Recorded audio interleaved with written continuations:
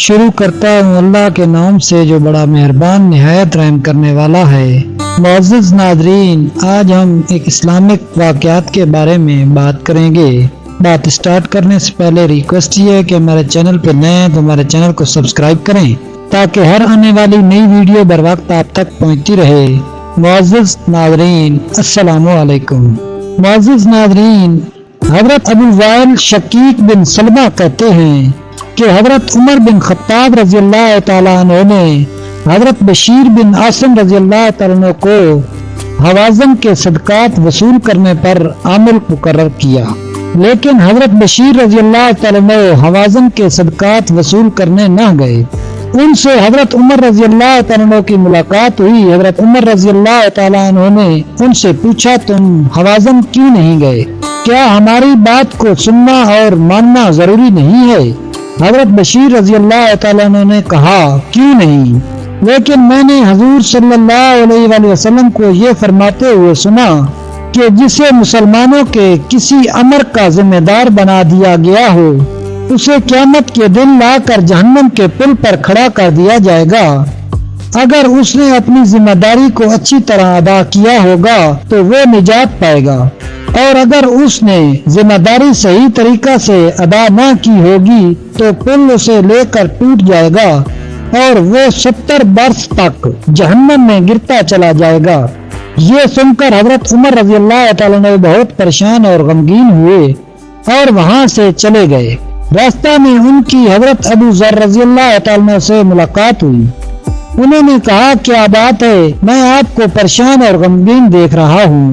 حضرت عمر رضی اللہ تعالیٰ نے فرمایا، میں کیوں نہ پریشان اور غمگین ہوں جبکہ میں حضرت بشیر بن عاصم رضی اللہ تعالیٰ عنہ سے حضور صلی اللہ علیہ وآلہ وسلم کا یہ ارشاد سن چکا ہوں کہ جسے مسلمانوں کے کسی امر کا ذمہ دار بنایا گیا ہو اسے قیامت کے دن لا کر جہنم کے پل پر کھڑا کر دیا جائے گا۔ اگر وہ اس کا ذمہ دار بنانے میں ٹھیک ہے تو دوزخ سے نجات پائے گا، اور اگر وہ اس میں ٹھیک نہیں تو پل اسے لے کر ٹوٹ پڑے گا اور وہ 70 برس تک جہنم میں گرتا چلا جائے گا، اور وہ جہنم کالی اندھیری ہے۔ آپ بتائیں کہ ان دونوں حدیثوں میں سے کس حدیث کے سننے سے آپ کے دل کو تکلیف ہوئی ہے؟ آپ رضی اللہ تعالیٰ نے فرمایا، دونوں کے سننے سے میرے دل کو تکلیف ہوئی ہے۔ جب خلافت میں ایسا زبردست خطرہ ہے تو اسے کون قبول کرے گا؟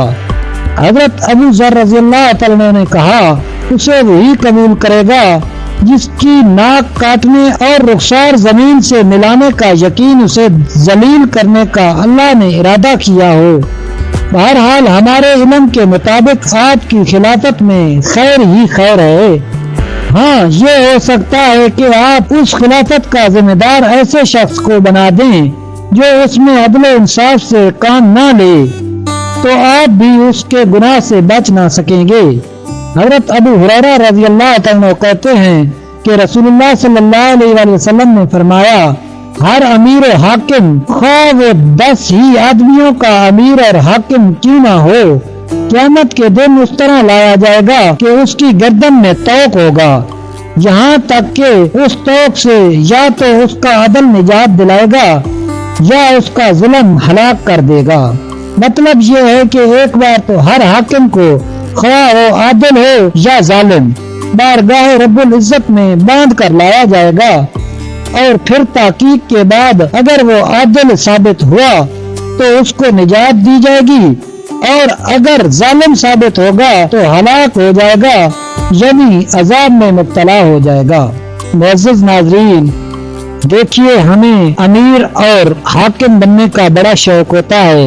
دیکھیے حضرت عمر رضی اللہ تعالیٰ عنہ کس طرح اس غم میں مبتلا تھے کہ میں مسلمانوں کا امیر ہوں اور حاکم ہوں، حالانکہ ان لوگوں کو جنت کی بشارتیں دنیا ہی میں ملی تھی، اور ہمارا کیا حال ہوگا۔ معزز ناظرین، ویڈیو اچھی لگے تو ویڈیو کو لائک اور چینل کو سبسکرائب کر دیں۔ ملتے ہیں نیکسٹ ویڈیو میں، تب تک کے لیے اللہ حافظ۔